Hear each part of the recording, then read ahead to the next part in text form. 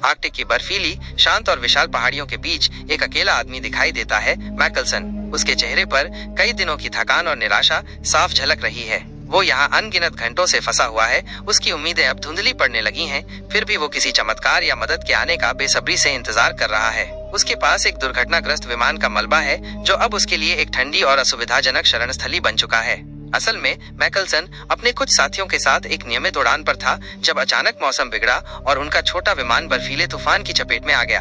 एक भयानक दुर्घटना हुई जिसने उसके सभी साथियों की जान ले ली। मैकल्सन किसी तरह उस विनाशकारी मंजर से बच निकला, लेकिन अब वो इस निर्जन बर्फीले विस्तार में बिल्कुल अकेला है। चारों तरफ बर्फ की चादर बिछी हुई है और तेज हवाएं उसकी हड्डियों तक को कंपा रही हैं। उसकी एकमात्र उम्मीद यही है कि शायद कोई उसे ढूंढता हुआ आएगा। उसके पास एक छोटी हाथ से चलने वाली मशीन है, जिसमें एक छोटा सा एंटीना और एक हैंडल लगा हुआ है। सिद्धांत रूप में अगर आसपास कोई हेलीकॉप्टर या बचाव दल हो तो इस मशीन के हैंडल को घुमाकर उनसे संपर्क साधा जा सकता है। मैकल्सन ने इसे अनगिनत बार आजमाया है। हर बार उम्मीद की एक किरण के साथ हैंडल घुमाता है, लेकिन हर बार उसे निराशा ही हाथ लगती है। ये जगह इतनी दूर दराज और सुनसान है कि शायद उसकी सिग्नल कहीं पहुंच ही नहीं रही।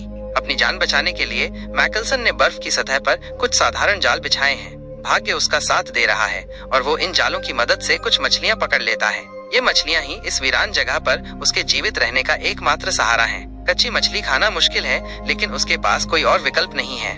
अगली सुबह सूरज की हल्की किरणें बर्फ पर चमकती हैं, लेकिन मैकल्सन के दिल में कोई उत्साह नहीं है। फिर भी वो अपनी नियमित कोशिश जारी रखता है। वो ठंडी चट्टानों पर चढ़ता है, अपने कांपते हाथों से मशीन का हैंडल घुमाता है और फिर से सुनने की कोशिश करता है। खामोशी। निराशा की एक और लहर उसे घेर लेती है। वहीं पास में बर्फ के छोटे टीले दिखाई देते हैं। मैकल्सन उन पत्थरों के पास जाता है और उनसे धीरे धीरे बातें करता है। ये वो जगह है जहां उसने अपने उन साथियों को दफनाया था जिनके साथ उसने उड़ान भरी थी। उनकी यादें उसके दिल को भारी कर देती हैं। जब वह वापस अपने दुर्घटनाग्रस्त विमान में लौटता है तो एक अजीब सी बात होती है। उसके द्वारा पकड़ी गई मछलियां गायब हैं। पहले तो उसे लगता है कि शायद कोई और इंसान भी इस बर्फीले नरक में भटक रहा है, लेकिन तभी उसकी नजर बर्फ पर पड़ती है। वहाँ उसे एक विशाल पोलर बियर के पंजों के ताजे निशान दिखाई देते हैं। एक ठंडी सिहरन उसकी रीढ़ की हड्डी से दौड़ जाती है। वो तुरंत समझ जाता है कि पास में एक खतरनाक पोलर बियर मौजूद है, जो किसी भी पल उस पर हमला कर सकता है। डर के मारे वो जल्दी से अपने विमान के अंदर घुस जाता है और दरवाजा बंद कर लेता है। अब उसके अकेलेपन के साथ एक और भयानक डर जुड़ गया है, एक भूखे शिकारी का डर। अगली सुबह तेज हवाएं विमान को हिला रही हैं और बाहर बर्फ का एक और हल्का तूफान शुरू हो गया है। मैकल्सन हिम्मत करके फिर से अपनी मशीन लेकर ऊपर जाता है। उसके हाथ ठंड से सुन्न हो रहे हैं, लेकिन वह हैंडल घुमाता रहता है। अचानक मशीन में एक छोटी सी हरी लाइट जल उठती है। इसका मतलब है कि कहीं आसपास कोई हेलीकॉप्टर मौजूद है। उसकी सिग्नल पहुंच रही है।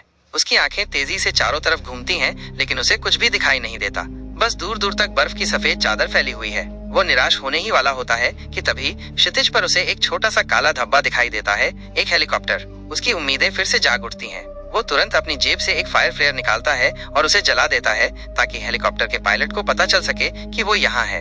हेलीकॉप्टर धीरे धीरे उसकी तरफ आने लगता है, लेकिन तभी एक भयानक हादसा होता है। बर्फीले तूफान की तेज हवाओं के कारण हेलीकॉप्टर अपना नियंत्रण खो बैठता है और बर्फ पर दुर्घटनाग्रस्त हो जाता है। मैकल्सन बिना सोचे समझे उस तरफ दौड़ता है। जब वो हेलीकॉप्टर के पास पहुंचता है तो उसका दिल बैठ जाता है। पायलट की सीट पर एक आदमी बेजान पड़ा है, लेकिन पीछे की सीट पर उसे एक लड़की दिखाई देती है। वो बुरी तरह से घायल है और दर्द से कराह रही है। मैकल्सन किसी तरह हेलीकॉप्टर का टूटा हुआ दरवाजा तोड़ता है और उस घायल लड़की को खींचकर बाहर निकालता है। वह उसे सावधानी से उठाकर अपने दुर्घटनाग्रस्त विमान तक ले जाता है। विमान के अंदर वह उसे धीरे से लिटाता है और उसके घावों को देखता है। उसके पेट पर एक गहरा जख्म है जिससे खून बह रहा है। बिना किसी हिचकिचाहट के मैकल्सन अपने पास मौजूद मेडिकल किट से सुई और धागा निकालता है और उस पर टांके लगाने शुरू कर देता है। लड़की दर्द से बेहोश हो जाती है। मैकल्सन उसके पास एक छोटा सा नोट लिखता है, एनुक, मैं जल्दी वापस आऊंगा। फिर वो वापस हेलीकॉप्टर के पास जाता है और उस पायलट के शव को बर्फ में दफन कर देता है। उसे उस दुर्घटनाग्रस्त हेलीकॉप्टर से एक नक्शा, कुछ सूखे नूडल्स के पैकेट और एक छोटा सा स्टोव मिलता है। अब वो कम से कम गर्म खाना तो खा सकता है। उसे हेलीकॉप्टर में पायलट और उस लड़की की एक तस्वीर भी मिलती है, जिसमें उनके साथ एक छोटी बच्ची भी मुस्कुरा रही है। मैकल्सन को ये देखकर बहुत दुख होता है। वो समझ जाता है कि ये एक परिवार था और अब उस पायलट की मौत उसकी वजह से हुई, क्योंकि वही उसे बचाने के लिए आया था। मैकल्सन को गहरा अफसोस होता है और वो खुद को उस पायलट की मौत का जिम्मेदार मानने लगता है। अब वो सारा सामान लेकर वापस अपने विमान में आता है। लड़की अभी भी बेहोश है। वो स्टोव पर पानी गर्म करता है और नूडल्स पकाता है। गर्म खाना खाने के बाद उसे थोड़ी राहत मिलती है, लेकिन लड़की की तस्वीर देखकर उसका मन फिर उदास हो जाता है।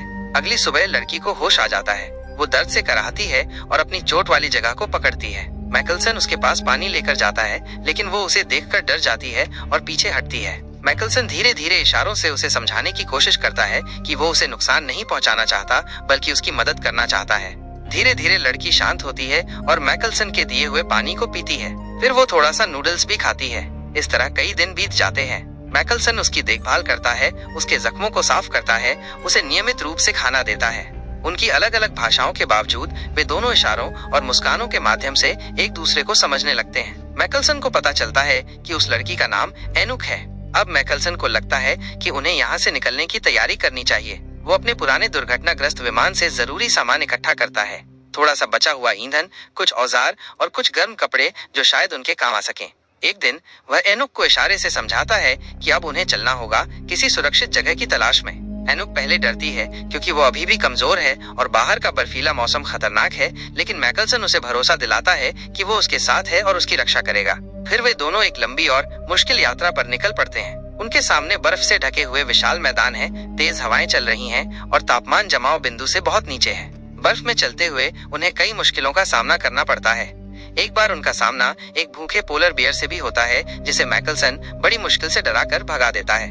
कई बार बर्फीले तूफान में फंस जाते हैं, जहां कुछ भी दिखाई नहीं देता और चलना मुश्किल हो जाता है। थकान उनके शरीर को तोड़ देती है, लेकिन मैकल्सन हार नहीं मानता। वो एनुक को सहारा देता है और उसे आगे बढ़ने के लिए प्रेरित करता रहता है। आखिरकार बहुत दिनों की कठिन यात्रा के बाद उन्हें दूर क्षितिज पर कुछ धुंधली आकृतियां दिखाई देती हैं। एक बस्ती। उनकी आंखों में उम्मीद की एक नई चमक आ जाती है। वे अपनी आखिरी बची हुई ताकत इकट्ठा करते हैं और उस दिशा में लड़खड़ाते हुए आगे बढ़ते हैं। जब वे गांव के करीब पहुंचते हैं तो वहां के लोग उन्हें देखकर चौंक जाते हैं। ऐसे भयानक मौसम में दो अनजान लोगों को देखकर वे हैरान और चिंतित हो जाते हैं। तुरंत ही गांव के लोग उनकी मदद के लिए दौड़ते हैं। उन्हें गर्म कपड़े दिए जाते हैं, स्वादिष्ट खाना खिलाया जाता है और एनुक के घावों पर दवा लगाई जाती है। धीरे धीरे एनुक ठीक होने लगती है और उसके चेहरे पर फिर से मुस्कान दिखाई देने लगती है। मैकल्सन को बहुत खुशी होती है कि उसने न सिर्फ अपनी जान बचाई, बल्कि एक मासूम लड़की की जिंदगी भी बचा ली। आखिर में वो दिन आता है जब मैकल्सन को उस बस्ती से आगे जाना होता है। वह और एनुक एक दूसरे को अलविदा कहते हैं। उनकी आंखों में कृतज्ञता और एक अटूट बंधन का भाव होता है। वे इस कठिन सफर को कभी नहीं भूलेंगे, जिसने उन्हें एक दूसरे के करीब ला दिया था।